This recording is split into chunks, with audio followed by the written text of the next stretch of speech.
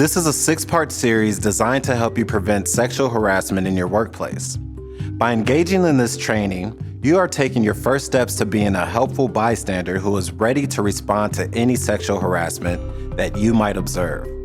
This training will help prepare you to respond quickly and appropriately to sexual harassment so that you can contribute to making your workplace a positive place for everyone. Welcome to Sexual Harassment Prevention. This is Module 3, Taking Action. What should you do if you witness sexual harassment happening to others in your workplace? Let's take a look.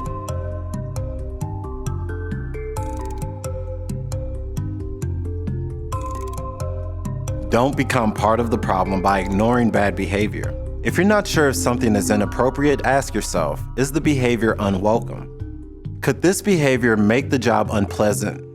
Further, is the behavior sexually charged or focused on sexuality or even gender? Does the person have to tolerate that type of conduct to keep his or her job? Additional questions include, is the behavior distracting the person from doing their job? And did observing the behavior give you a gut feeling that something is wrong?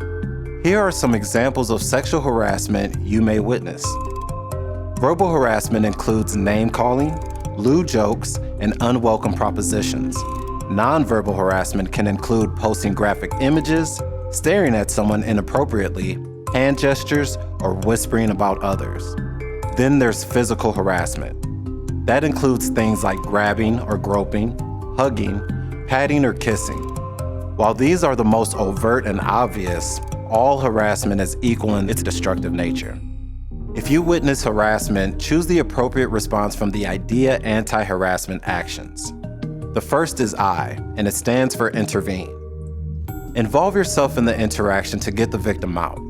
But as a bystander, you may not be comfortable confronting behaviors as they occur.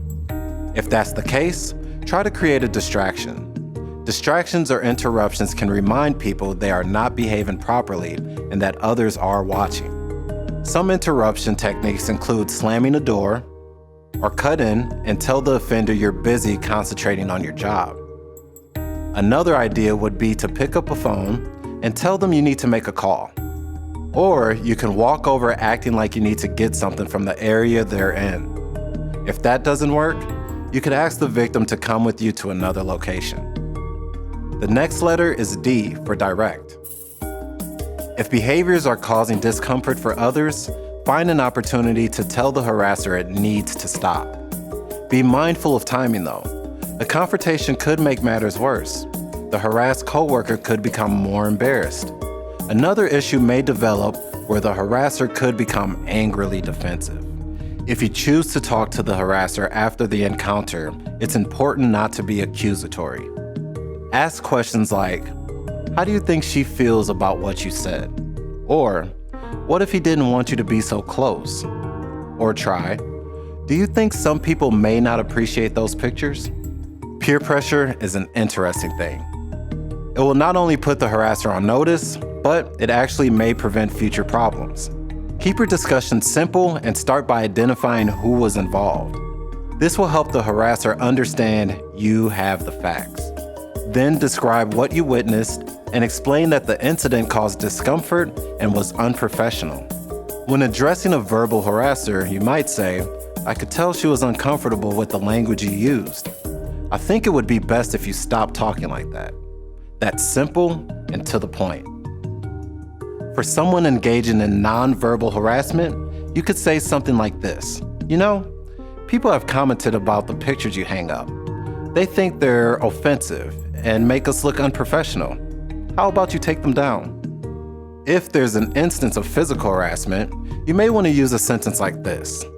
He cringed and looked like he didn't want your arms wrapped around his shoulder. Don't you think it would be best for everyone if you didn't do that?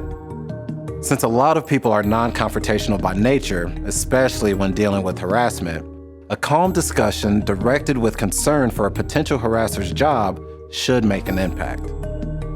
Addressing bad behavior early is a good way to stop it before it gets out of hand. You can make a difference before it makes your work environment unbearable. And if it's an unwelcome behavior of a sexual nature, it needs to stop, no matter what. That means it's okay to follow through with the confrontation even if you cannot clearly identify it as a specific type of sexual harassment. Now, we'll move on to E for elevate. Ask for help if you are not comfortable with stepping into a harassment situation directly. Find a member of management and explain the situation. They can determine how to address the people involved and work toward a resolution. I wouldn't mind. Yeah, I wouldn't mind having some food. You know what? I'm gonna send CJ over here by you. Okay. And I'm gonna have a talk with Joanne. Just a good idea. All right. A lot of fun. Hey guys, how's it Hi. going? Hey, CJ, do you mind heading to the bar quick? Yeah. Awesome. Hey, buddy. Say, I can't help notice. Are you okay? I felt trapped. It needs Yeah. to stop. No matter what I said, she just kept coming on to me. Hey, CJ, Yeah. you know, I'm sorry this happened today. It was inappropriate. Thanks. But what's gonna happen now? You know, the sale is just fine. You know, we'll talk about it more in the morning, but for now, let's just go home. And finally, A for approach. Approach and support the victim. Let them know they're not alone in recognizing the inappropriate behavior. I heard what just happened out there. Are you okay? He just came on to me, and when I refused, he told me to finish all those tonight, or he'd fire me. I know, I heard it too. We have to do something. But he runs the clinic. It doesn't matter, we have to do something. What is there to do? Let's report it.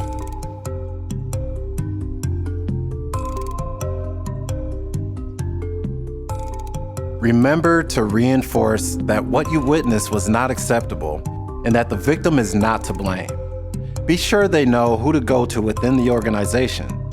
You can even offer to assist with documenting and reporting the incident. Quick action will help stop sexual harassment before it gets worse. Create a distraction to interrupt an incident in progress if necessary. Tell the harasser what you witnessed and encourage them to stop. Let your harassed coworker know they're not alone and offer to help.